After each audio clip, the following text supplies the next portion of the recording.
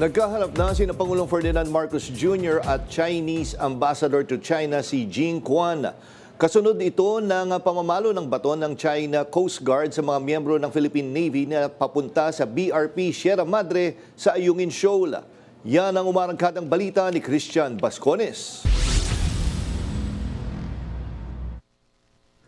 Matapos ang palitan ng pahayag ng Chinese Embassy at US State Department sa pamamagitan ng US Embassy dahil sa nangyaring komprontasyon ng mga tauhan ng Philippine Navy at China Coast Guard sa Ayungin Shoal, ipinatawag ni Pangulong Ferdinand Marcos Jr. si Chinese Ambassador Jing Quan sa Malacanang. Ayon sa palasyo, ipinahayag ng Pangulo ang posisyon ng Pilipinas sa insidenteng ito. Inilarawan ng Chinese envoy bilang constructive ang pag-uusap nila ni Pangulong Marcos. Ibig sabihin, maayos at hindi umantong sa bangayan ang pagpupulong nila. Hindi umano niya ito itinuturing na diplomatic protest mula sa Pilipinas.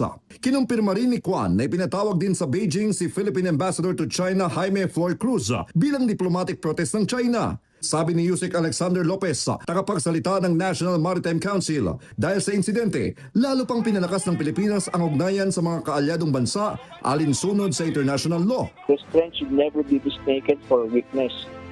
Ang pagiging responsable ng ating mga sundalo ay hindi nangangulugan na isinusuko natin ang ating karapatan. Aniya, hindi isasantabi ang naturang karahasan at patuloy na ipaglalaban ang soberanya ng Pilipinas gamit ang diplomasya. We are not abandoning Ayungin Shoal or even a square inch of our maritime area. We are not abandoning the West Philippine Sea. No? Patuloy nating pangangalagaan ang ating sovereign rights at jurisdiction at gagawin natin ito bilang isang responsable bansa na naninindigan sa international law as a peaceful resolution of disputes. Nauna nang ipinahayag ng Pangulo ang patuloy na pagpapalakas ng pwersa ng AFP. We seek cooperation, but we will never compromise our sovereignty. We extend friendship to all, but we will never abandon our national dignity.